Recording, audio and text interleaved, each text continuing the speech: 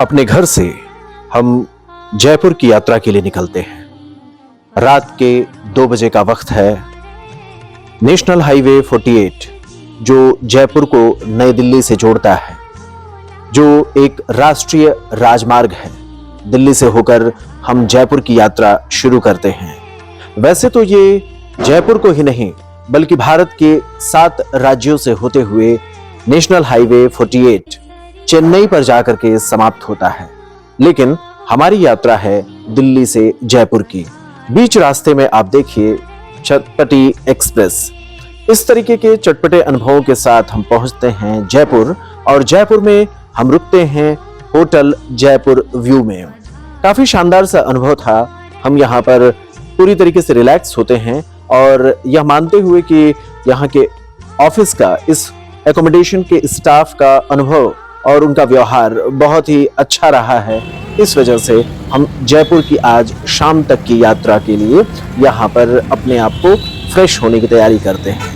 हम शाम में जयपुर तो घूमेंगे, लेकिन इस जयपुर व्यू होटल में अभी हम रुकने वाले हैं और आगे की तैयारी के लिए, जैसा कि मैंने आपको हवा महल दिखाया है, वहां तक की यात्रा आज हम शुरू करेंगे। फ्रेश होते हैं और निकल पड़ते हैं आमेर के किला में।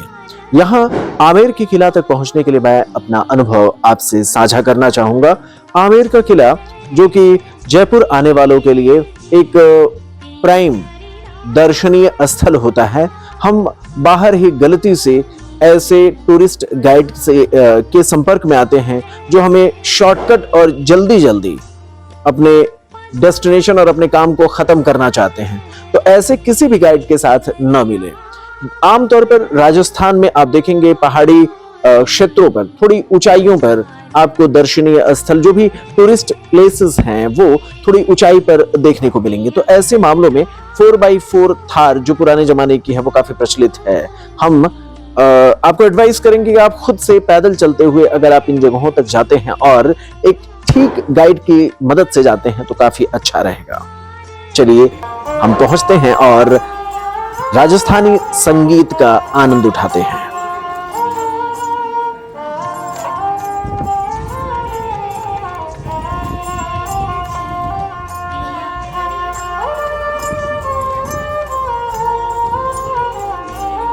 वैसे तो आमेर का किला जयपुर शहर का सबसे प्रमुख पर्यटन का आकर्षण केंद्र बिंदु है।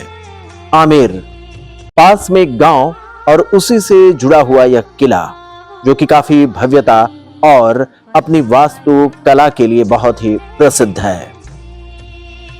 आमेर का किला न सिर्फ भारत में बल्कि दुनिया भर में काफी मशहूर है। इसे 16वीं शताब्दी में बनाया गया था। यह किला राजस्थानी स्थापत्य कला और संस्कृति का एक जोरदार नमूना है। ऊंची पहाड़ी पर बना आमेर का किला दूर से बेहद विशाल और खूबसूरत दिखाई देता है। आमेर के किले का निर्माण 16वीं शताब्दी के अंत में राजा मान सिंह ने किया था। हालांकि जो निर्माण अभी दिखाई देता है उसे पूरा करने में सवाई जय सिंह द्वितीय और राजा जय सिंह प्रथम का महत्वपूर्ण योगदान रहा है।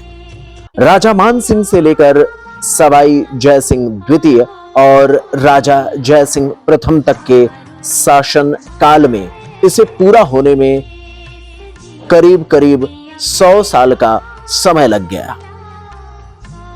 100 साल का समय और कई राजाओं का योगदान इस किले को भव्यता देता है। जब आप इस किले में जाएं तो शिला देवी मंदिर का दर्शन जरूर करें। मंदिर के बनने के पीछे की कहानी बहुत दिलचस्प है। ऐसा कहा जाता है कि देवी काली ने राजा मान सिंह के सपने में दर्शन दिया और उन्हें जैसोर, जो वर्तमान समय में बांग्लादेश के पास में है, वहां के तट पर अपनी मूर्ति तलाशने के लिए कहा था। राजा राजस्थान से वर्तमान समय के बांग्लादेश में जाते हैं और उसी तरीके से जैसा कि मां ने सपने में आकर के उन्हें कहा था, वहां पर जाते हैं और उस जगह पर मां की मूर्ति तो नहीं मिली, लेकिन बड़े पत्थर को उन्होंने पाया और उसे लाकर राजस्थान के इस किले में स्थापित किया। शिला देवी की प्रतिमा को खोजने के लिए राजा के सेवकों ने पत्थर को साफ सुथरा किया और उसके बाद शिला देवी मां का मंदिर इस आमेर के किला में स्थापित हो गया। आमेर के किला में जब आप आगे बढ़ेंगे तो शीश महल भी मिलेगा। किले के भीतर आकर्षक दृश्यों में से एक प्रमुख शीश महल या मिरर पैलेस, जिसकी खास बात यह है कि इसे विदेशी शीशों से उकेरा गया है। इसे इस तरीके से बनाया गया है कि शीश महल के भीतर कोई एक भी मोमबत्ती जलाई जाए तो पूरा शीश महल जगमगा उठे।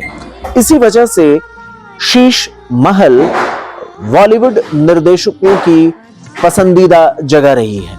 आप आमेर किला के वास्तुकला को जब आप देखेंगे तो हर एक हिस्सा अपने आप में अनूठी और रोचक कहानी बताती है। जैसे अभी हम किले के जिस हिस्से में टहल रहे हैं, वहां पर जिन संगमरमर का इस्तेमाल किया गया है, उसकी शीतलता आपका बरबस ही मन मोह लेगी।